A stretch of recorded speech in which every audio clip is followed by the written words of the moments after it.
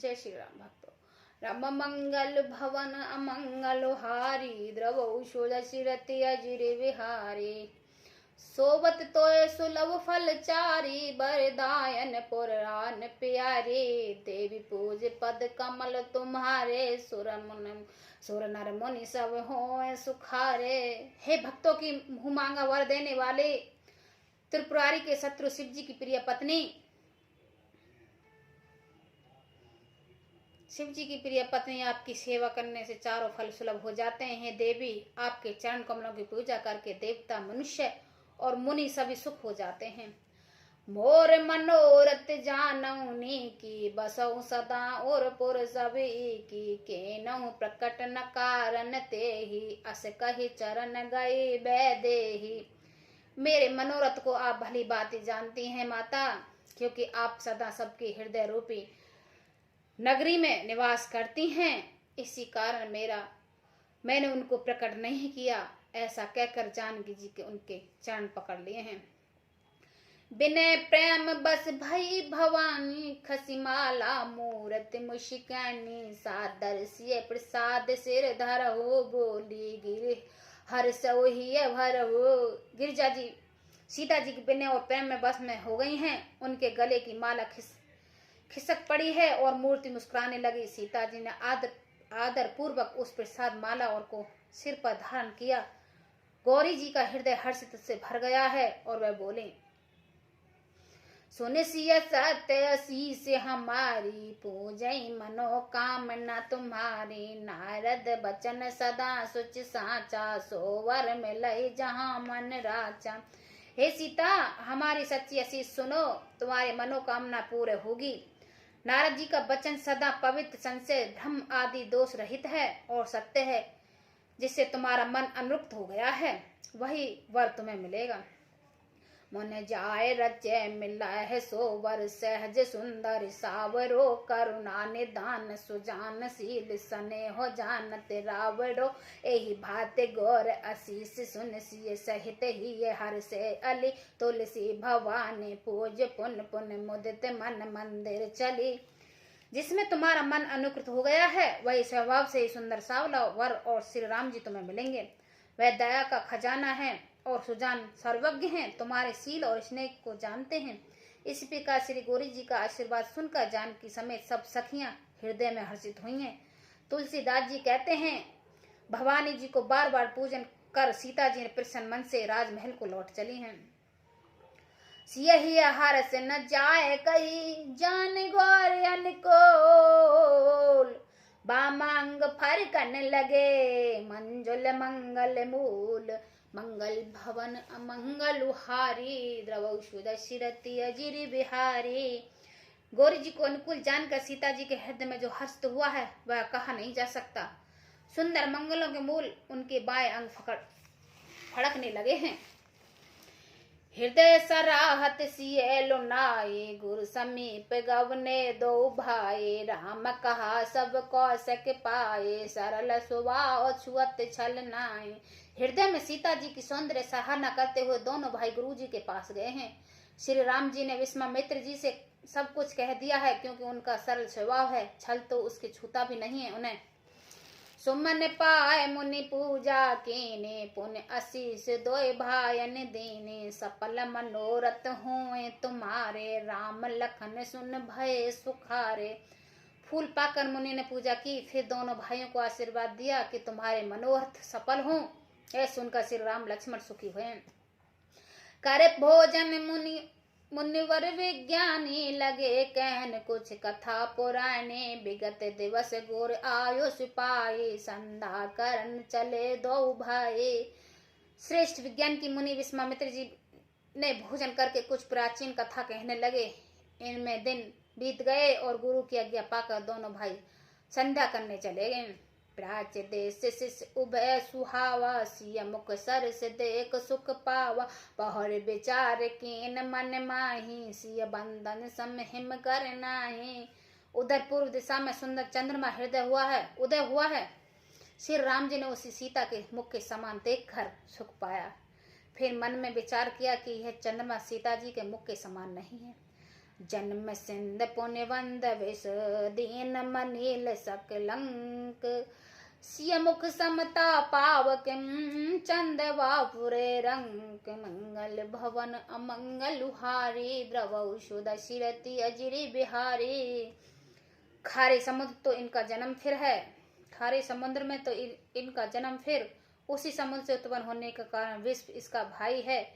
दिन में यह मलिन शोभाहीन निस्तेज रहता है और कलह की काले दाग से युक्त है। बेचारा गरीब चंद्रमा सीता जी के मुख के बराबरी कैसे पा सकता है। घटई बढ़ई बिरहन दुखदाये गिरशन राव निज संदिन पाए कोक सक्रोध पंकज द्रोही अवगुण बहुत चंद्रमा तो ही। फिर यह घटता बढ़ता है और गृहिणी स्त्रियों को दुख देने वाला है। राहु अपनी संध्या में पाकर इसके ग्रस्त लेता है। चकवे चकवी वियोग शोक देने वाले हैं और कमल के वैरी उसे मुरझा देने वाला है। हे चंद्रमा, तुझ में बहुत सी अवगुण हैं जो सीता जी में नहीं है। वैदेही मुख पटरत दीने होए दोष बड़े अनुचित कीने सियस मुख छवि बंद व्याजी बखाने गुर पाई चले निसावड़ जाने। अंत जानकी जी के मुख की तो तुझे उपमा दोनों में बड़ा अनुचित कर्म करने का दोष लगेगा। इस प्रकार चंद्रमा के बहाने सीता जी के मुख की छवि का वर्णन करके बड़ी रात हो गई है। जान वे गुरुजी के पास चले करे मुनि परन सरोज प्रणाम आयुष पाए कीन विश्राम विगत निशा रघुनायक जागे बंधु बिलोक कहने यस लागे। मुनि के चरण कमलों के प्रणाम करके आज्ञा पाकर उन्होंने विश्राम किया है। रात बीतने पर श्री रघुनाथ जी जागे और भाई को देखकर ऐसा कहने लगे। ओयं अरुण अवलोक हिताता पंकज कोक लोक सुख दाता बोले लखन जोर जुग पानी प्रभु प्रभाव सकोच मृदवानी। हे तात देखो, कमल चक्रवाक और समस्त संसार को सुख देने वाले अरुणोदय हुआ है। लक्ष्मी जी दोनों हाथ जोड़कर प्रभु के प्रभाव को सूचित करने वाली कोमल वाणी बोली। अरुणोदय संकोच कुमद उड़गन ज्योत मलिन जिम तुम्हार अगमान सुनी भय नृपति बलहीन मंगल भवन अमंगल हारी द्रवौषुध शिरति अजिरी बिहारी। अरुणोदय होने से कुमुदनी सुख चा गई हैं और तारागणों का प्रकाश फीका हो पड़ गया है। जिस प्रकार आपका आना सुनकर सब राजा बलहीन हो गए हैं। निप सब नखत करई उज्जारी टार न सकई चाप तम भारी कमल कोक मधुकर खगनाना हर से सकल निशा अवशाना। सब राज रूपी तारे उजाला मंद प्रकाश करते हैं पर वे धनुष रूपी महान अंधकार को हटा नहीं सकते। रात्रि का अंत होने से जैसे कमल चकवे भोरे और नाना प्रकार के पक्षी हर्षित हो रहे हैं, ऐसे प्रभु सब भगत तुम्हारे हो टूटे धनुष सुकारे उभय भान बिन सम तम नासा धोरे नखत जगत जो प्रकाशा। वैसे ही प्रभु आपके सब भक्त धनुष टूटने पर सुखी होंगे। सूर्य उदय हुआ है, बिना ही परिश्रम अंधकार नष्ट हो गया है, तारे छिप गए हैं, संसार में तेज का प्रकाश हो गया है।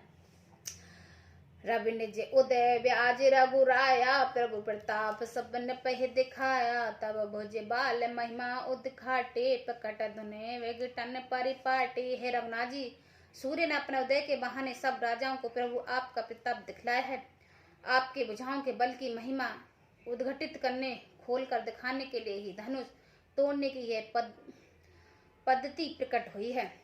बांधो बचन सुने प्रभु मुझसे काने होए सुचित सहज पुनि जान हाने नित्य क्रिया करे गुरु पे आए चरण सरोज सुबग सिर नाए। भाइयों के वचन सुनकर प्रभु मुस्कुरा रहे हैं। फिर सहवास से ही पवित्र श्री राम जी के शौच से निवृत्त होकर स्नान किया और नित्य कर्म करके वे गुरु जी के पास आए। आकर उन्होंने गुरु जी की सुंदर चरण कमलों को से नवाया है। संतानंद तब जनक बुलाए, कौशिक मुनि पे तुरंत पठाए। जनक विनय तिन आए, सुनहि हर से बोल लिए दो भाई। तब जनक जी ने संतानंद जी को बुलाया है और उन्हें तुरंत ही विश्वामित्र को मुनि के पास भेजा। उन्होंने आकर जनक जी को विनती सुनी। विश्वामित्र जी हर्षित होकर दोनों भाइयों को बुलाया है। संतानंद पदवंद प्रभु, बैठे गुर पे ही जाए। चलो तात मुनि कहो तब, पठवा जनक बुलाए।